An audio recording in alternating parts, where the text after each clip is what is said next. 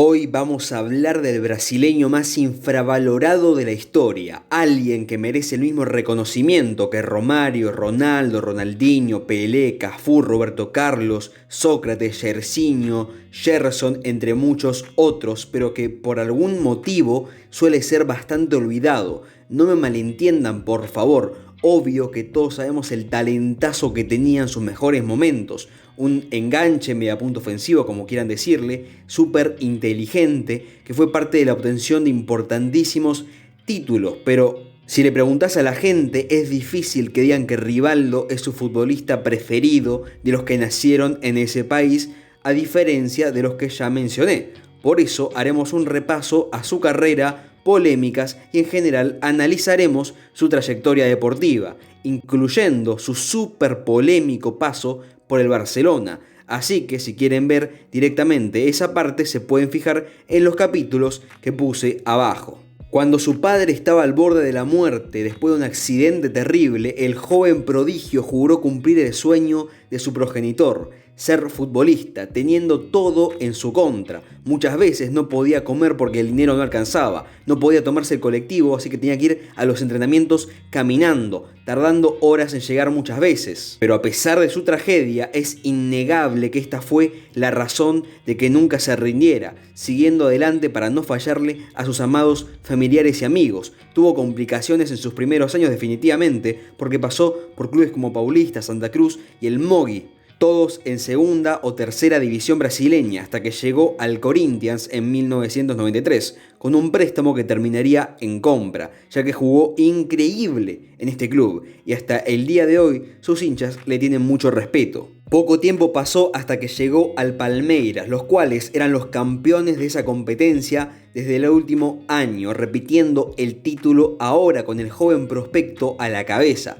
Esto le daría una fama a nivel mundial. Ya se hablaba de este chico como uno de los futuros mejores jugadores de todo el mundo. Siendo honestos, no se equivocaban en lo absoluto al decir esto. Después de 3 años las puertas de Europa se abrieron por fin y llegaría a la Liga Española. Un caso parecido al de su compatriota Ronaldo Nazario, que justo esa misma temporada también jugaba en ese país. Ambos superaron las expectativas, jugando en el Deportivo de La Coruña. La futura estrella Rivaldo había llegado para maravillar a todos. Jugaba en un 4-2-3-1 como mediapunta, haciendo en 46 encuentros 22 goles y 10 asistencias, números de otro planeta, consagrándose como uno de los mejores en Europa. Mientras tanto, el fenómeno era el mejor del mundo, ganando la Liga con el Barça, yéndose al Inter para seguir su historia. Con este contexto, necesitaba un reemplazo y ahí es donde Rivaldo comenzó su historia en el equipo, pero había un problema. Luis Van Gaal, un técnico extremadamente odiado, pero principalmente polémico a nivel mundial. A pesar de su increíble palmarés, lo ganó todo y con un nivel de fútbol muy bueno, pero su mayor defecto, sin lugar a dudas, era ser poco flexible. Él tenía una idea que funcionaba y que nunca la cambiaba, te guste o no. Por eso chocó tanto con los futbolistas. Siempre se negó a adaptarse a otras ideas que no fueran las suyas, propiamente, y acá pasó eso. En mi opinión, esta parte va a ser un poco controversial porque me voy a poner del lado del técnico holandés. Y acá van mis razones. En un primer momento, Van Gaal no pidió a Rivaldo, debido a que ya tenía futbolistas que encajaban en su sistema.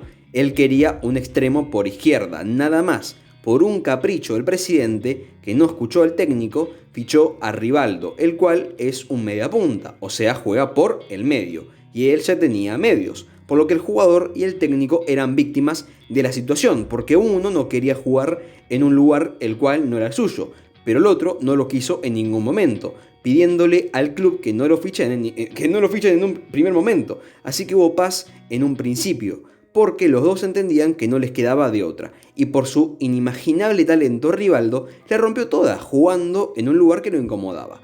Ese año ganó la Liga, la Copa del Rey y la Supercopa de Europa, haciendo en 51 partidos 28 goles y 10 asistencias. Números brillantes sin lugar a dudas. La segunda temporada también fue muy buena, repitiendo el título de liga y teniendo en 48 encuentros 29 anotaciones y 14 asistencias, ya entrando en la discusión para el Balón de Oro, ya que también había conseguido ser subcampeón de la Copa del Mundo de 1998. Pero acá comienzan los problemas con el entrenador, donde en mi opinión el ego le ganó a Rivaldo. El equipo jugaba increíble, ganaba títulos, era protagonista y Rivaldo justamente se lucía todos los fines de semana. En general todo iba bien, pero un año después de todo esto el proyecto fue terminado.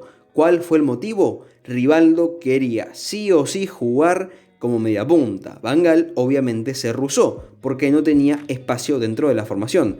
Miren, él jugaba en este 4-3-3. Así que quiero que ustedes me digan dónde lo ponen. No puedes sacar ni a Kluivert ni a Figo de ahí, porque cumplen otro tipo de función. Tampoco lo vas a poner de interior porque, aún jugando por el medio, está muy lejos de estar cómodo para llegar al arco rival. Y aún así, si haces eso, nadie defiende en ese mediocampo. Pero él seguía insistiendo con cambiar de posición, lo cual no era positivo para nadie más que él. Como dije, el holandés no lo trajo al Barcelona para sufrir, no lo pidió, no fue la culpa de nadie más que del presidente, que no pensó en que Rivaldo no encajaría en esta formación, la cual, repito, estaba funcionando. Estos problemas llevaron a que el Barcelona no gane nada esa temporada y Van Gaal sea despedido. Y en la próxima, con Rivaldo ahora jugando en el medio, es un fracaso colectivo otra vez, sin ganar títulos, pero jugando mucho peor que comparado con otros años, porque no existía ningún tipo de proyecto a largo plazo, aunque individualmente tuvo la mejor temporada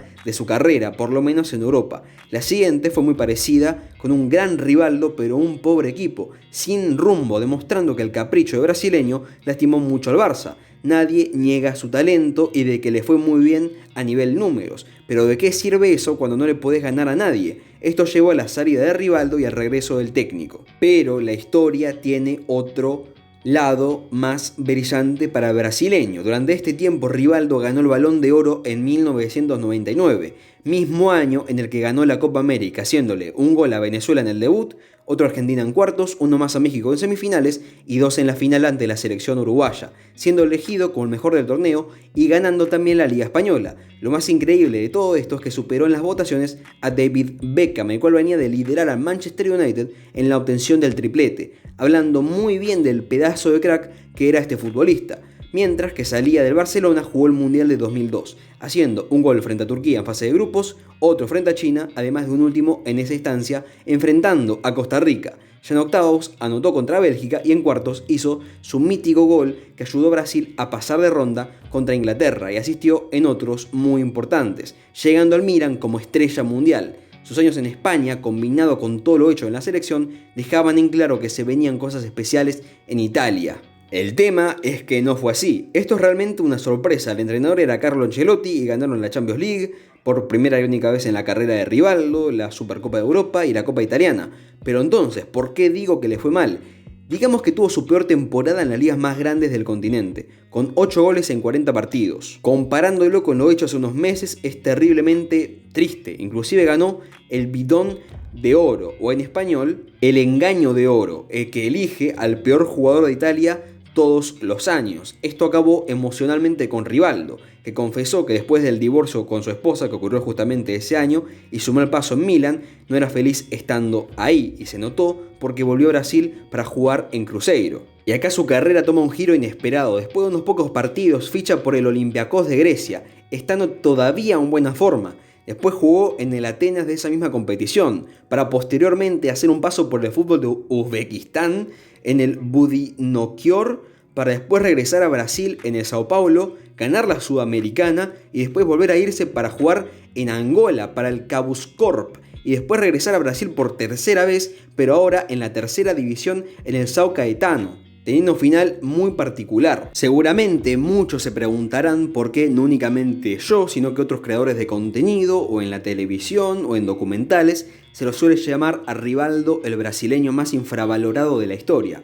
Hay un motivo muy grande. Cuando vos, por ejemplo, te pones a pensar en la carrera de, digamos, Ronaldinho, que ganaron prácticamente lo mismo, teniendo los dos Copa América, Confederaciones, habiendo ganado el mismo Mundial, siendo los dos extremadamente importantes, habiendo los dos ganado una Champions League, un Balón de Oro, tienen carreras verdaderamente muy similares, pero aún así a Rivaldo se le da mucho menos reconocimiento que a Ronaldinho, y se le da menos reconocimiento también que a Ronaldo, los cuales, por ejemplo, en la Copa América del 99 hicieron la misma cantidad de goles, solamente que Rivaldo fue elegido al mejor jugador. ¿A qué me refiero con esto? No digo que necesariamente sea mejor que Ronaldinho o que sea mejor que el Fenómeno, no me estoy refiriendo a eso, pero digo que en comparación al resto de jugadorazos con los que compartió cancha, sea Romario, los dos que ya mencioné antes, Roberto Carlos, Cafú, inclusive de otras eras, Jairzinho, Gerson, Pelé, es como que Rivaldo siempre está un poquito más para la izquierda, no se lo menciona tanto, y hay que recordar que además de todo lo que ganó, llegó a ser elegido como el mejor jugador de todo el mundo, ganó el Balón de Oro, quedando en la historia como uno de los mejores futbolistas de todos los tiempos, que muchísima gente simplemente se olvida, pero esto más ignorancia que otra cosa, porque si supieran todo lo que consiguió, sus increíbles estadísticas, también le darían ese espacio, pero por no conocer su historia o en los clubes donde jugó o todo ese tipo de cosas, no termina ocurriendo. Pero bueno, por hoy eso es todo. Me llamo Mati YouTube y te veo en el próximo video. Chao, chao.